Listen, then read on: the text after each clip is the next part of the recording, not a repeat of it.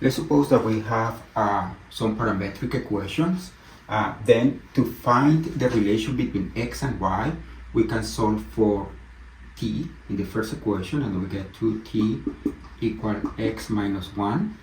Then t is x minus 1 over 2, and therefore y is 6 times x minus 1 over 2 minus 2, and this is 3x minus 3 minus 2 is 3x minus 6. Then all the points in this curve are in this line here. Slope 3, y-intercept negative 6, 1, 2, 3, 4, 5, 6, and slope 3. That means that when y equals 0, x equals 2, this is the x-intercept, this is the line. And the orientation means how the points described by this parameter goes when t increases. Then one way to do it is you can just pick t equals 0 and t equal 1. Then this point, when t equals 0, you have the point 1, negative 2, 1, negative 2, and when t equal 1, you have the point 3, 3, 4.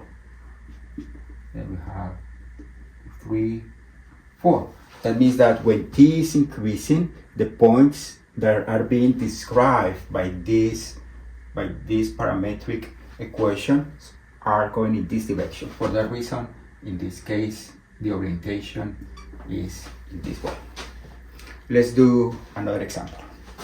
If we have something like x equal 3 cosine of t minus 1 and y equal 2 sine of t plus 3.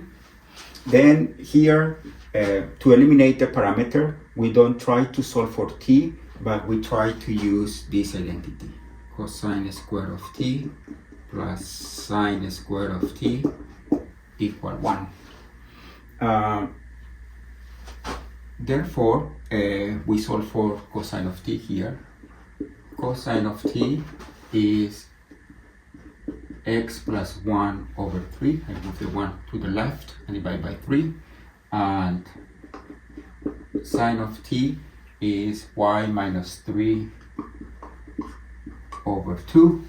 Then this equation reduces to x plus 1 squared over 9 plus y minus 3 squared over 4. Notice that x plus 1 squared is the same as x plus 1 squared over 3 squared.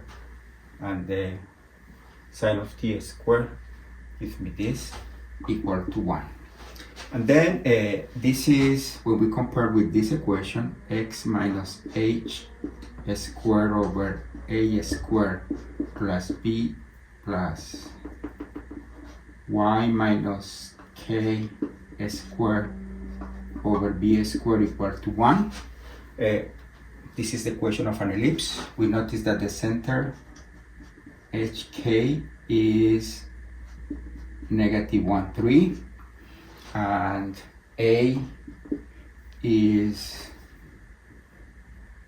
3 and b is 2. Therefore, we have this ellipse, center at negative 1, 3, center negative 1, 1, 2, 3, negative 1, 3. A is 3, negative 1, 3. A is 3, that means that we go 3 units to the right.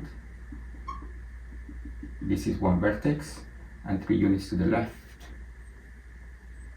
This is another vertex. And B is 2.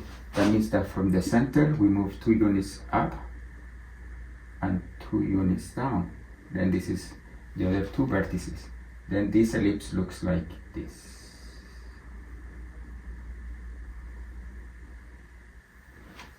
Then to find the orientation of this curve, we can take t equals 0.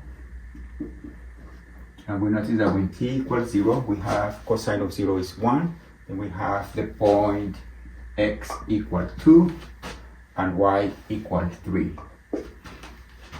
This is 2, 3. 1. This is 2, 3 here. 2, 3. This is what happened when t equals 0. Notice that if we pick t equal to 2 pi, we get the same point. Then this is not going to help us to decide about the orientation. But what we can do is we can pick a point that is close to 0. Let's say we pick t equal pi over 2. When t is pi over 2, 90 degrees, then x is cosine of 90 degrees is 0. Then we get the point -1, and sine of 90 degrees is 1. Then this becomes 5. Then this is when t equal to pi over 2. That means that the orientation of this curve is in this direction, right? This curve is moving in this direction. Okay, this is how we get the orientation of a parametric curve. We have the parametric curve, we find the equation that describe the curve, and then we pick some values of t that are close to each other, and then we do the arrow from a value of t, starting at a certain value of t, doesn't have to be 0, and then we pick a value of t that is bigger, and then we get another point, and that will provide the orientation of the curve. The orientation indicates how the particle is moving when t increases.